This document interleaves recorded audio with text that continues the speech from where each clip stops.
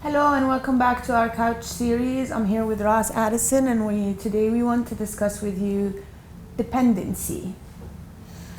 Well, this is a big topic. Yeah, I think, and very heavy. and it has lots of different connotations. Mm-hmm. You know, when we think dependency, I suppose we're kind of already thinking about addictions a little bit, but dependency is not only about addictions. And you know, when I'm meeting with young people, or I have done in the past, dependency is, you know, you can have healthy dependencies as well. They don't have to only be entirely unhealthy. But I think maybe for this talk today, it's a little bit more about avoiding unhealthy dependencies and noticing them, perhaps challenging some of them as well. What kind of dependencies do you see, or do you consider to be something that I see. people experience? I see the obvious ones, because of my specialty. So I see the alcohol, and not necessarily an addiction, but an abuse, an unhealthy relationship with a substance. Let it be alcohol, drugs. I see the sexual ones as well, but also you see with plastic surgeries, with gambling, with all of these small little things that people shopping. Yeah. These are all little things that people don't think that much about, but they do fall under some kind of a dependency. Yeah. Do you see that most dependencies do have, like, it's that the individual has an unhealthy relationship with something or with that dependency, and that's what you try to work I think through and support? it becomes at least the way I see it is that it's a general unhealthy relationship in relating to themselves and to others, and that becomes evident in their relationship with like if you ask anyone who has alcohol unhealthy relationship, you'll see that there's probably an unhealthy relationship with food or probably an unhealthy relationship with gambling or a substance. It's a pattern of relating rather than it's a full-fledged addiction. What about so like you said, some of the more common dependencies that we might see, the person that comes in probably has an awareness of those dependencies. But what about, do you see any other, or work with people and uncover other dependencies which perhaps they weren't so aware of, but through the process of your work, it feels like, okay, there is certainly an unhealthy relationship towards something or a dependency. You do see that? Yes. What kind that happens a lot. other dependencies the would ones there be? that would come up during the work would be a lot of the time the shopping ones. And it comes up in the way of in the conversation where you start to notice the pattern that every time they are experiencing certain emotion or something is going on within themselves that's making them feel uncomfortable, they remedy that they take it away with a shopping spree or with buying or going online and doing something in that sense. So the shopping ones tends to be, especially if there isn't a lot of overspending and debt and things like that. So that's one you see a lot. Plastic surgeries, a lot. And it's never would anybody come in presenting with it as the main issue. That's something else that they do. Like, I think actually you've maybe just kind of explained a lot more about the dependency nature, is that if you experience an unhealthy or unpleasant type of emotion and you have a go-to, something that you do to satisfy some of that emotion, There's a little bit of a dependency on those activities to make themselves feel a certain way or to get something from it. And so therefore it doesn't have to be something specific. No. It could be absolutely anything. Could be a dependency. So let's say if someone is experiencing kind of repetitive sadness, and the remedy for that would be even just to read a book. There could be a dependency on books as a way of avoiding some of the unpleasant emotions. Oh, okay. I think reading a book is actually a very healthy remedy. Of course it is. But if it's as an avoidance strategy to not have to face then it becomes emotion problematic. or the problem, I think a lot of people can probably relate to that. Yes. You know, having a go-to or a few things that we typically do when we're really either really stressed, unhappy, low. I think in that sense, we all have some form of dependencies, and many of them aren't, many of them aren't something that we should seek out a therapist for necessarily. Not Because necessarily. they're just daily functioning activities that aren't causing significant mental health concerns. No, not necessarily. It's like what I always say about emotional eating. Emotional eating is healthy eating. It's if you're having a bad day and you decide that dinner tonight is going to be a bar of chocolate, then I'm having a bad day and dinner tonight is going to be a bar of chocolate. It's not the end of the world. Yeah. When that becomes the only way you're coping with your emotions and the only remedy for whatever you're going through, and really this becomes an avoidance and a disconnect from your experiences, then it becomes problematic. So maybe when there's one or two isolated behaviors or tendencies that you go for. That you go for if when experiencing any kind of discomfort or emotional distress or going through a difficult experience. If that becomes the only way and the go-to every time, then this becomes a problem, because then it stops having this, and the addiction symptoms start. And it's repetitive. It's repetitive. Becomes repetitive. There's the tolerance, of course. It doesn't give you the same effect anymore, so you need to increase it. And then there's the withdrawal symptoms, and there's all of these things. So it's just that's how it falls. That's how dependency can lead to some of the more abusive, more addictive behaviors. Which I think, as therapists and with a network of other colleagues, you know, in this country and other countries, we hear about other different types of dependencies. You know, not just drugs or alcohol. No, not just drugs. What are you seeing in younger populations? So, here within Dubai, or even in your experience in the past, or in the UK, perhaps. I think maybe there's a little bit more use of substances like drugs or alternatives, sniffing deodorant, burning glue and sniffing that, or even just sniffing it out of the can. What else have I seen? Someone told me that they've experimented by drinking hand sanitizer. And actually the result was this quite severe dizziness and nausea, which he considered to be a high. It was only upon reflection that, you know, I was able to highlight to him the health risks of drinking hand sanitizer and what goes in it. But he was experimenting. Yeah. You know, because they are he is experimenting. And like you said, that wasn't the first thing he tried. Yeah. Prior to that, it was smoking, some alcohol, maybe crushed painkillers or Panadol that sometimes people take, or they take a little bit of an excess of it. So, you hear a lot in the news about gateway drugs and gateway behaviours. You know, I think it would be uncommon for someone to sniff glue as their first dependent strategy. That would be something that comes later, months or a couple of years. So I think I see lots of different types of dependencies, the most common being smoking. I think nicotine. We know it's addictive. We know that it's the nicotine predominantly that is making people crave it and come back to it. But also there's so many other factors. Social pressures or social situations. The act of doing it, the habitual nature of it as well. Having something in your mouth, having something in your hand. There's lots of reasons why that dependency is either triggered off or maintained.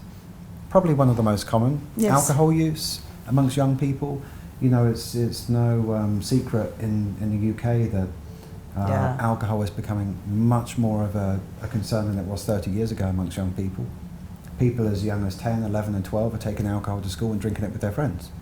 Wow. And we're not talking about a beer, we're talking about hard alcohol. Wow. You know, spirits, vodka, gin, Bacardi, whiskey, and at the park, it just feels like every 5 years, that onset age becomes younger and younger. Yeah, and there's loads of potential factors for why that is, but you don't just see it in poverty-stricken families, you also see, in the other spectrum as well, well-off families, affluent families. So I think alcohol is and will continue to be a major struggle. I think all of the health warnings that are put on the bottles now, do not exceed the recommended daily usage. And I always encourage people, go below the daily recommended usage anyway. You know, I mean, we don't have all the research yet. No. If someone is recommending that this is what you should not exceed, try and do 50% less, just to be sure.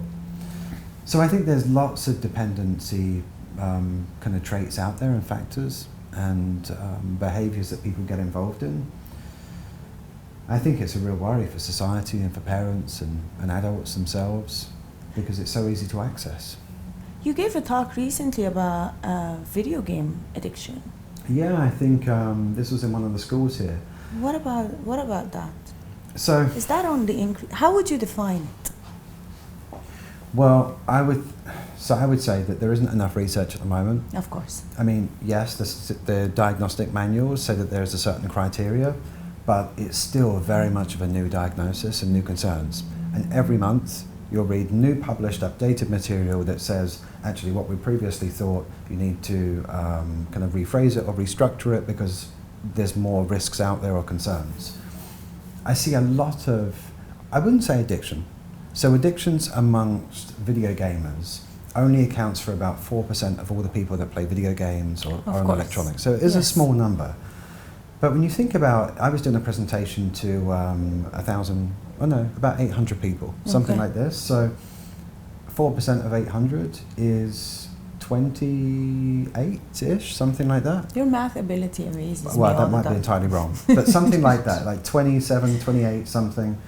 If you think that audience, there was 27 or 28 of them that at that moment could have been diagnosed with an addiction. Mm. Now, of course, it wasn't a very fair sample size, perhaps. Yes, of course. But I think it's massively on the increase. Mm. You know, the age of digital and electronics is here and has been for a few years, and I think it's going to be really hard to stagnate. What would be the signs that you would have parents look for when we're talking about video gaming? So some of the big ones would be avoidance of other activities that they once did or that the family want them to do because they want to prioritise their gaming or their console or their device or playing with their friends on the device itself. I think something that a lot of parents tell me is that when they try to restrict or take away the device, the child can become quite aggressive or angry or frustrated. To me, that would be a symptom of, okay, there's an unhealthy relationship developing here between the young person and their gaming and how they do it. So that would be two. I think, just excess use. So excess use would be deemed 9 hours or more every week. So the World Health Organization recommends up to 9 hours of electronic use. That's a lot. Well, you say that, but most schools nowadays, Oh, 6 hours electronic in general, not Yeah. video gaming. not just video Yeah, games. so- we're talking about anything on the iPad that's related to, I mean, you say video game, but a lot of people watch YouTubers who are giving like a background or information about a video game, how to do something in it. So even if they're not actively playing and they're just watching something related to gaming, that would be considered as that time. But nowadays, I think most parents are encouraged that after school hours, the children should not be having more than 1 hour to 1.5 hours per day, including TV time. Yeah. So, if you feel like sometimes the kids are having 3 or 4 hours on the weekend and half an hour during the evenings after school, it's just too much. It's exposing them to that increase in influx of dopamine and serotonin in their brains. They're interacting with this device. They're getting something very, very rewarding and intrinsic from it. That when they do well, when they beat their friends, this dopamine spike comes in their brain and into their body, which is like the reward system, makes them want to keep on coming back to it. So limiting device usage, making sure it's not exceeding 9 hours, anger or irritability when coming off the device, avoidance of doing activities that the young person or individual once enjoyed but has since stopped doing, limited or withdrawn interaction with friends because they want to game instead, doing less sports or activities outside. It's just this. These sounds a lot like symptoms of depression, with the exception of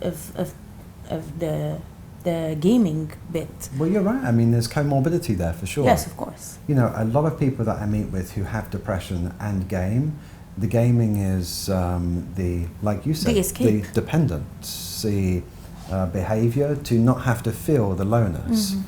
But in the absence of depression as a diagnosis or even symptoms of it, we know that the gaming itself provides an addictive quality to the young person or the adult. And we know that the dopamine injection, like when I say injection, I mean it's just the influx in the body, the reward system. When they receive that, it makes them want to keep on coming back. Yeah. Which is what raises the dependence or the addiction to it. So I think parents should be really wary of this topic nowadays, and smartphone usage. You can play games on multiple different devices now. It's not just PlayStation or Xbox. Laptop, PC, smartphone, tablets, parents' phones, all sorts of things. So I think it's something that parents should be really mindful of, and a really big topic. Something that I do a lot of talks for in schools. Yeah. No, it is a rising issue, and it's not only that. It's more of the dependency to technology in general, and just being I can't tell you how many times I see toddlers they can't even speak, and in their strollers, and they're sitting there and they have a phone on them, and I'm like, it's not healthy. That's what we know. For toddlers, it's completely unhealthy. Yeah. But I think you can't really prevent it at this time. Also, it's hard. No, I mean, in fairness to parents, sometimes it's not entirely maybe for toddlers, but electronic use is something we have to live with.